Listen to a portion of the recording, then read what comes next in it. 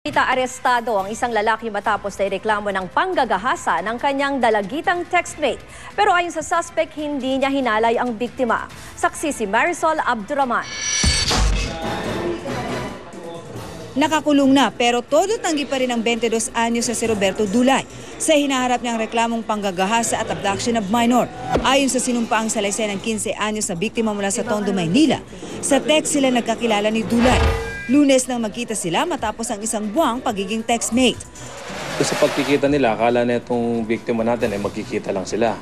Isinakay kaagad siya sa jeep na itong suspect at dinala sa May Kawayan, Bulacan. Ayon pa sa salaysay, sa isang damuhan raw sa May Kawayan unang hinalay ang biktima. Pagkatapos ay sa isang bahay na tila sa suspect daw. Kinabukasan, paghatid sa dalagita sa kanilang bahay sa Tondo, agad nagsumbong ang biktima sa kanyang magulang. Tinawagan nila muli ang suspect at pinabalik sa kanilang bahay, kung saan nadakip siya ng mga nakaabang na opisyal ng barangay. Pang second time na to, pero naging girlfriend daw po niya yung isa. Pero giit ng suspect, hindi niya ginahasa ang dalagita. Hindi ko po siya pinilit. Ayaw siya na gawin na? Opo.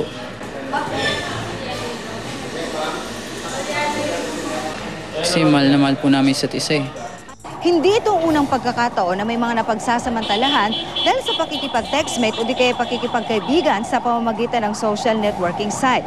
Kaya payo ng mga otoridad, mag-iingat at huwag basta-basta maniniwala.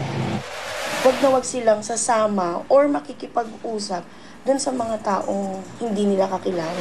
At yung laging gagabayan ng ating mga anak na minor, lalo na kung babae. Ako si Marisol Abduraman, ang inyong saksi. Sa kulungan din ang bagsak ng isang lalaki sa Maynila matapos ireklamo naman ng pambubugbog ng dati niyang nobyang 17 taong gulang pa lang. Handa naman daw harapin ng suspect ang reklamo laban sa kanya. Narito ang report. Pero mga ilang araw, taon na po. Yun na ho, nagbago na ho siya. Paano nagbago? Binubugbog niya na ako. Kahit saan po, tinatambaan ako. Po, nagtatamang hinala po siya. Paano? Kasi po minsan nauwi siya sa bahay, nakatira po siya. Tapos ako po yung pinag-iinitan niya, saktan, ganun po. Hindi na raw matiis ng 17 taong gulang na itago natin sa pangalang Esther ang pambubugbog umano sa kanya ng kanyang dating nobyo sa halos 2 taon nilang pagsasama. Nagbanta rin daw itong aagawin sa kanya ang anak at sasaktan ng kanyang pamilya, kaya nagdesisyon si Esther na iwan ito.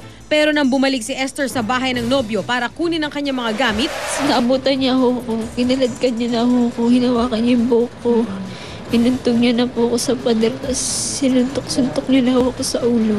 doon na nagpasya si Esther na isumbong ang nobyo sa Manila Social Welfare Department na agad umaresto sa suspect. Tumangging humarap sa kamera ang suspect pero matapang daw niyang haharapin ang reklamong paglabag sa violence against women in relation to child abuse laban sa kanya. Hindi naman bugbog. Talagang kutos lang sa isang tadyak. Yun lang. Pero kaninang umaga daw, binubugbog ng madami daw nakakita. Alas 4 pa lang ng madaling araw, nasa bahay na ako. Kaya paano masasabi binugbog ko siya? Walang katotohanan. Walang katotohanan yun.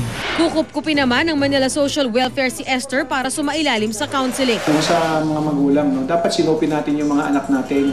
Mag-isip muna sila ng 2 beses bago sila pumatol sa isang lalaki. Baka mamaya, katulad nito, mapatulan nila ng bubugbog o ng gugulpe. Unang-una, kawawa naman siya. Pangalawa, siyempre, yung pamilya niya, kawawa rin. Para sa saksi, Lia Manyalak del Castillo nag-uulat. Narito naman ang mabilis sa sulyap sa iba pang balita.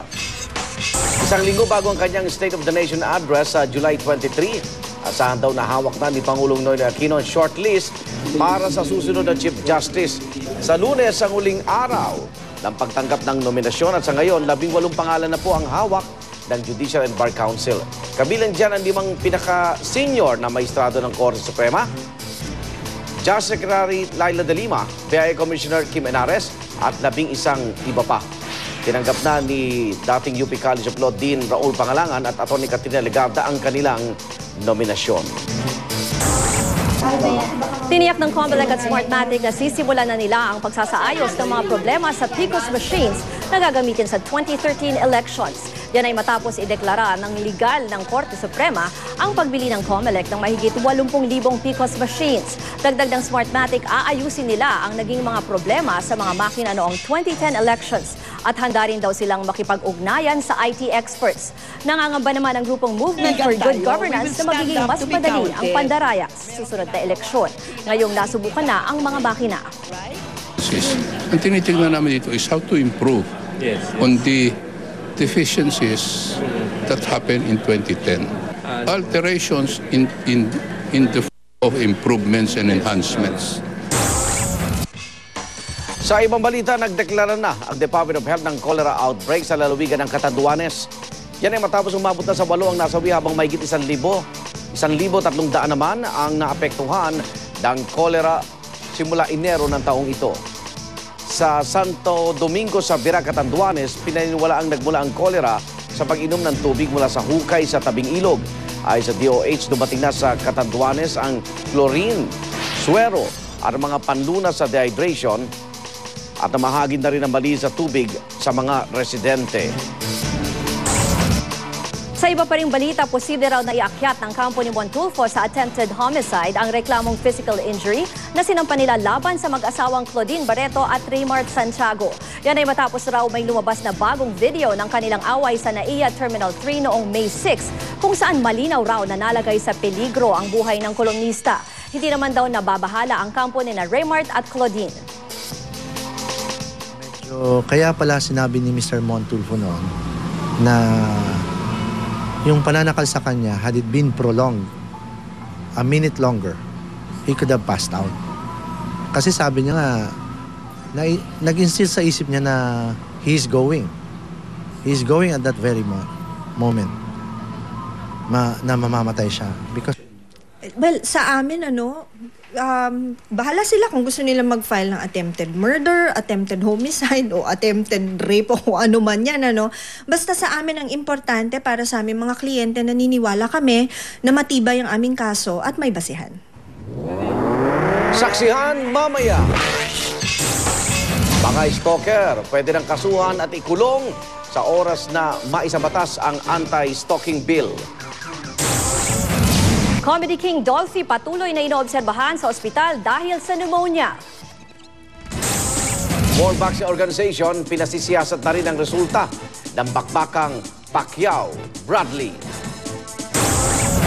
At bilang pagunita sa Father's Day, alamin ang sakripisyo ng isang amang no read, no write at isang lalaking tinuring ding ama ng mga tinuturuan niyang batang lansangan.